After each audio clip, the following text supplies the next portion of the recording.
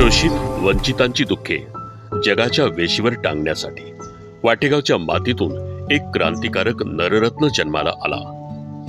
ज्यांच्या क्रांतिकारी लेखणीने वाटेगावसारखे गाव जगाच्या नकाशावर आले आणि वाटेगावला एक नवी ओळख मिळाली.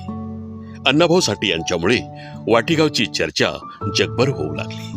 वाटेगावला गावपण आलं. कोणते वाटेगाव तर अण्णाभाऊ साठेचे जन्मगाव का, आज असे जणू समीकरण बनले आहे. नमस्कार, मी राम पेडकर. बहुजन इंडिया न्यूज टुडे मध्ये आपलं स्वागत आहे.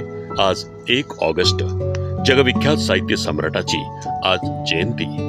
1920 ते 18 जुलै 1969 हा त्यांचा जीवन प्रवास, जे अण्णाभाऊ साठे म्हणून ओळखले जातात. वाटेगाव, जिल्हा सांगली, महाराष्ट्रात त्यांचा जन्म झाला. या राज्यातील एक महान साहित्यिक, लोकशाहीर, प्रतिभावान शाहीर, सामाजिक कार्यकर्ते, ज्यांचा जन्म दलित अस्पृश्य समाजात झाला आणि त्यांचे संगोपन आणि ओळख हे त्यांच्या लेखन आणि राजकीय कार्यात केंद्रस्थानी होते. दलित साहित्याचे संस्थापक म्हणून त्यांना श्रेय दिले जाते. संयुक्त महाराष्ट्र चळवळीत ते अग्रस्थानी होते. त्यांच्यावर छत्रपती शिवाजी महाराजांचा प्रभाव होता. अण्णाभाऊंनी त्यांच्यावर अनेक गाणीही लिहिली आहेत. ज्यांनी रशियामध्ये समुद्र आणि जमिनीच्या सीमा ओलांडून शिवाजी महाराजांची गाणी गायली. लोकशाहीर अण्णाभाऊ साठे हे लोककवी, लोकशाहीर, समाज सुधारक यासाठी प्रसिद्ध असलेले, महाराष्ट्र राज्याच्या निर्मितीमध्ये महत्वाची भूमिका बजावणारे, दलितांच्या उत्थानासाठी काम करणारे, ज्यांचा राजकीय पक्ष त्यावेळी भारतीय कम्युनिस्ट पक्ष असा होता. ज्यांचा जन्म 1 ऑगस्ट 1920 रोजी वाटेगाव, जिल्हा सांगली येथे अस्पृश्य मातंग समाजात झाला. अण्णाभाऊ साठे यांनी ग्रामीण भागातील दुष्काळानंतर प्राप्त माहितीनुसार 1931 मध्ये साताऱ्याहून मुंबईत पायी 6 महिन्याच्या कालावधीत स्थलांतर केले. अण्णाभाऊंनी मुंबईत दाखल झाल्यावर अनेक छोट्या मोठ्या नोकऱ्या केल्या.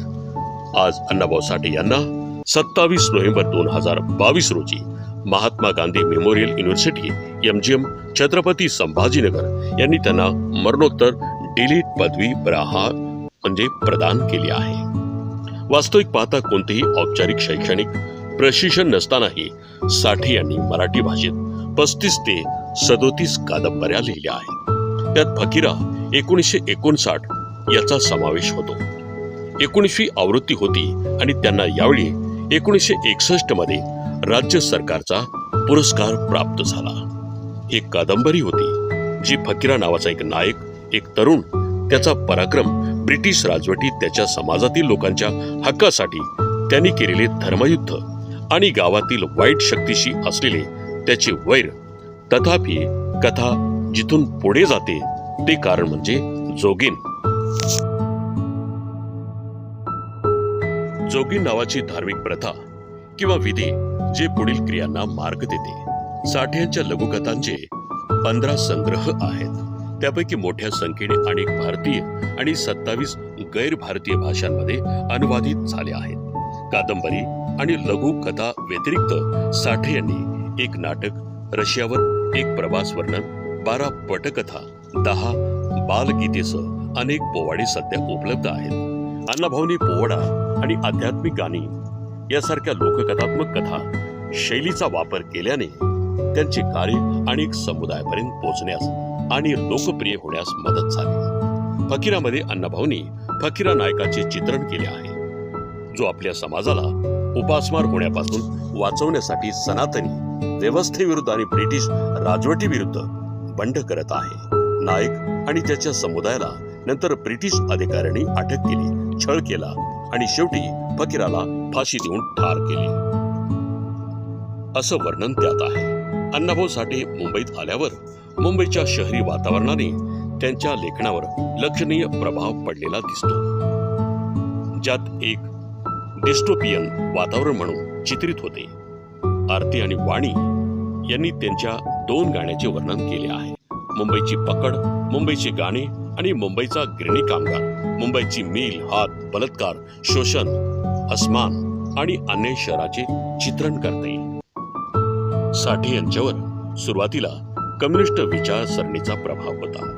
D.N. गवाणकर, शाहीर अमर शेख यांच्यासारख्या लेखकांसोबत ते लाल बावटा कला पथक अर्थात रेड फ्लॅग कल्चरल स्क्वॉड, भारतीय कम्युनिस्ट पक्षाची सांस्कृतिक शाखा अशामध्ये त्यांचा अनेक दिवस वावर होता आणि सरकारला आव्हान देणाऱ्या तमाशा नाट्य मंडळाचे ते सदस्य होते. साठे यांनी त्यांच्या कथांचा उपयोग दलित आणि कामगारांच्या जीवन अनुभवांना व्यापक करण्यासाठी केला.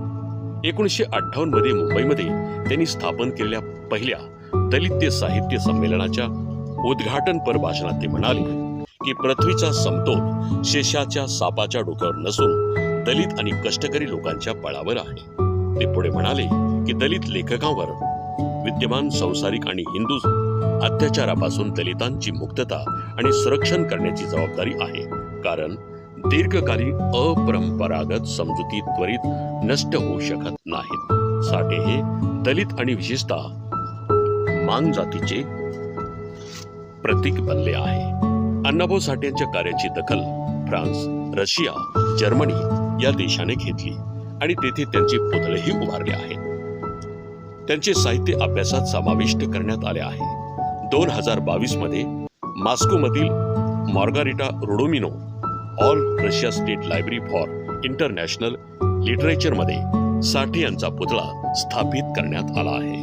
अण्णाभाऊ साठे यांच्या लेखनावर आधारित अनेक चित्रपट निर्माण झाले आहेत. एवढी लेखणी त्यांची प्रभावी होती. वैजंता 1961 कादंबरी, वैजंता, टिळा लाविते मी रक्ताचा 1969 कादंबरी आवडी, डोंगरची मैना 1969 कादंबरी माकडीचा माळ, मुरली मल्हारी रायाची 1969 चिखलातील कमळ, वारणीचा वाघ 1970 कादंबरी वारणीचा वाघ, अशी साताऱ्याची तऱ्हा 1974 कादंबरी अलगूज, फकीरा कादंबरीवर एक जगप्रसिद्ध असा चित्रपटही निर्माण झाला होता. अशा महान साहित्यिकाला, सम्राट, लोकशाहीराला, साहित्य सम्राटाला आज 1 ऑगस्ट रोजी बहुजन इंडिया न्यूज टुडे परिवारातर्फे विनम्र अभिवादन.